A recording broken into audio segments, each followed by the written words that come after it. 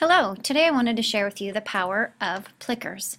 As you can see on their main site, plickers.com, Plickers is a very simple tool that lets teachers collect formative assessment data without the need for student devices. So think of clickers. And you can see here in the image, you've got a teacher holding a smartphone and students holding up the pieces of paper with their answers. And today I'm going to walk you through how you can create this type of environment in your classroom. So first, I'm going to sign up for an account. And the sign up is pretty painless. I'm going to make this for the ideas room.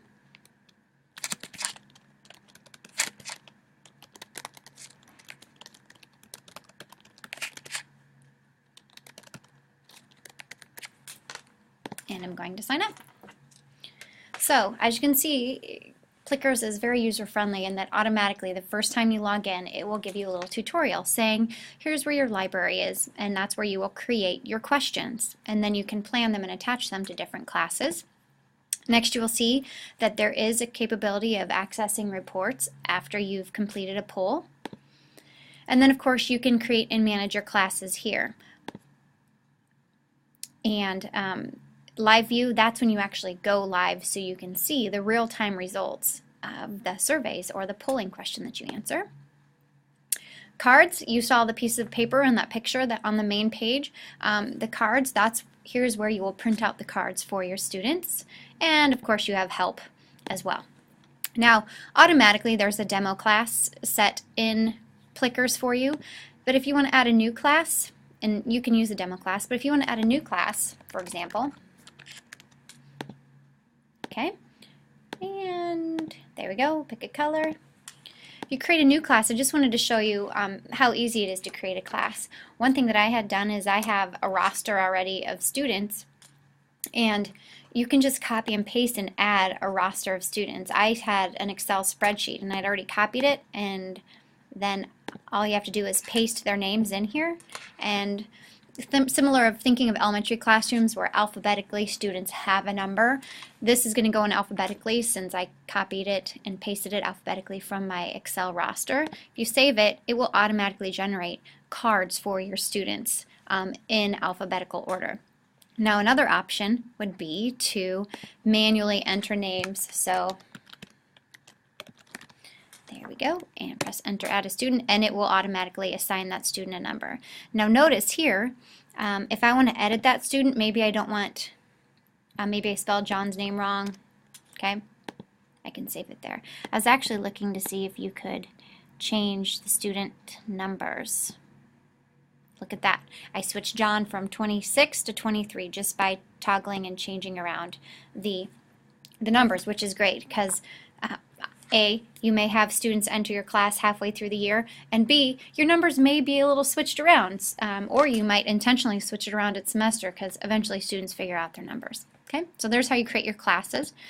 And then also you have the demo class here.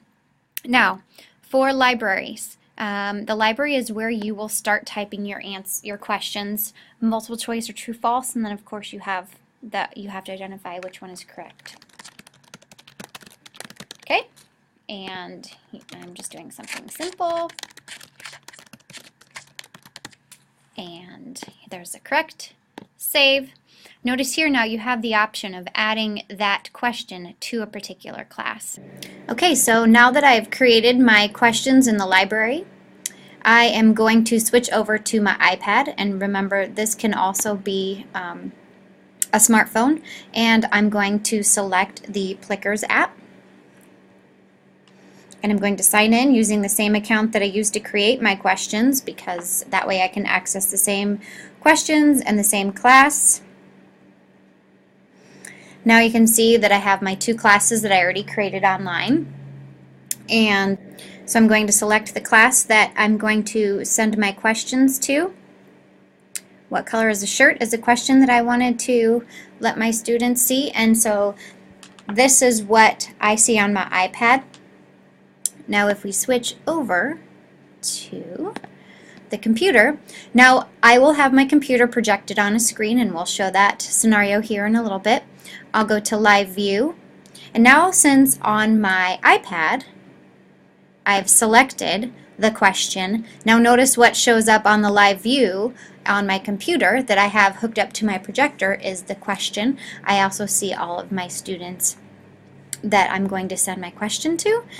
So now we are seeing the iPad screen and we're going to be in an actual classroom situation. So on my iPad, I'm going to push the camera view here so I can scan my students' answers and see what their responses are.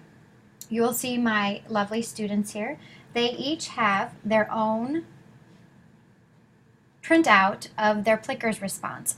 And you can see I've scanned them both, and on my screen, on the teacher screen, what I see is I can see their answer, what they've responded to. This student, she is in the green because that is the correct answer, and this student is in the red because that was the incorrect answer. And after I've collected all of my students' responses, you hit the check mark. You hit the check mark, and when you hit the check mark, this is what you will see on your iPad. You will see the students' responses, the names, and who has yet to respond or who you did not capture.